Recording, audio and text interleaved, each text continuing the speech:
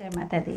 ज्योतिषाचार्य बगलामुखी साधक अर्चना सर मंडल उज्जैन से आज मैं आपको बहुत ही महत्वपूर्ण एक जानकारी दे रही हूँ माघ मास के विषय में, जिसे माघी स्नान कहते हैं। यह माघी स्नान लोग शास्त्रों में यह निर्मित है कि माघी स्नान जो है महीने भर स्नान लोग करते हैं। इसका बहुत ही महत्व होता है। पद्म पुराण, विष्णु पुराण, धर्मशास्त्रों में माघी स्नान के विषय में बहुत सारे उल्लेख मिलते हैं। माघी स्नान का प्रारंभ है 28/1/2021 और समाप्ति है 27/2/2021 को। शास्त्रों के अनुसार पौष मास की पूर्णिमा से माघ मास की पूर्णिमा तक गंगा, यमुना, कावेरी, सरस्वती और नर्मदा आदि, क्षिप्रा आदि नदियों में स्नान करने का विशेष महत्व है।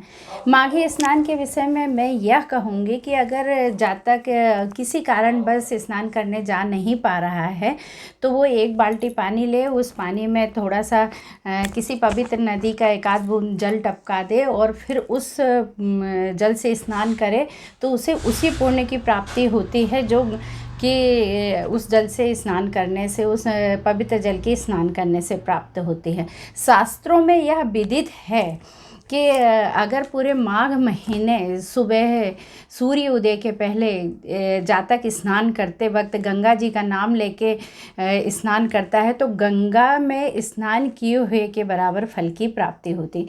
माघी में यह विशेष महत्व है कि माघ के महीने में किया गया दान, पुण्य और कल्पवास का विशेष महत्व होता है। पद्म पुराण में यह लिखा है कि माघ के महीने में और महीने में कितना भी भगवान विष्णु की सेवा पूजा की जाए, इतना फल प्राप्त नहीं होता है जितना कि माघ महीने में उनका जप, तप, हवन आदि करने और दान आदि करने से फल की प्राप्ति होती है। माघ महीने का विष्णु भक्ति में विशेष महत्व है और पवित्र जल से स्नान करने का अपने आप में विशेष महत्व माना जाता है। माघ महीने में सूर्य मकर राशि में होने की वजह से दान, तर्पण आदि का विशेष महत्व होता है। ग्रहगत समस्या भी माघ के महीने में अगर जातक अपनी ग्रहगत समस्या का भी निवारण कर सकता है।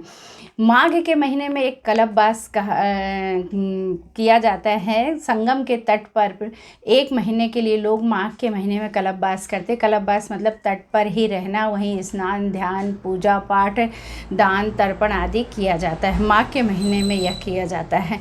विष्णु भक्ति का बहुत ही ज़्यादा महत्व माघ के महीने में होता है। माघ के महीने में जातक सुबह सूर्य उदय के पहले स्नान करके और सूर्य उदय में एक लोटा ले और लोटे में जल डाले और उसमें काला तिल डाल के सूर्य देव को पूरे महीने भर जल चढ़ाए तो और ओम सूर्याय नमः का जाप करते हुए जल चढ़ाए तो आप निश्चय ही समझ लीजिए सूर्य के अरिष्ट प्रभाव से मुक्ति होती। वही चंद्र के अरिष्ट प्रभाव से मुक्ति के लिए माघ के पूरे महीने में एक स्टील का लोटा ले और उसमें जल भर दे और काला तिल डाले और चंद्रमा को देखते हुए, चंद्र का जाप करते हुए, ओम चंद्राय नमः का जाप करते हुए चंद्रदेव को जल चढ़ाएं तो चंद्र के अरिष्ट प्रभाव से मुक्ति मिलती है।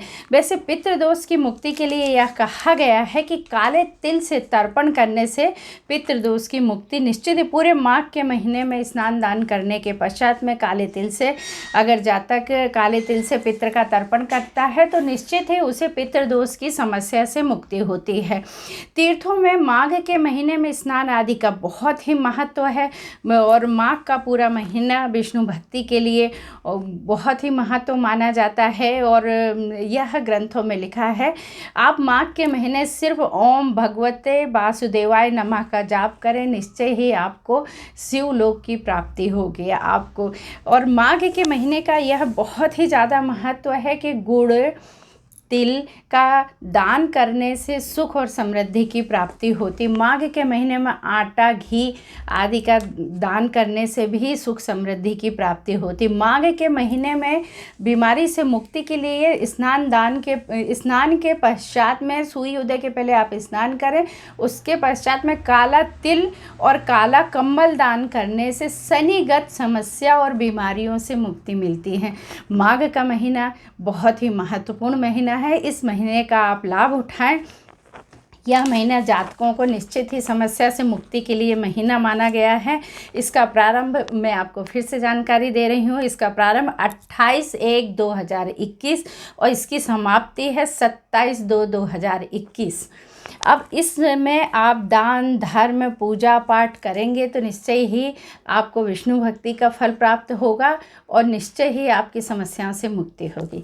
जय माता दी।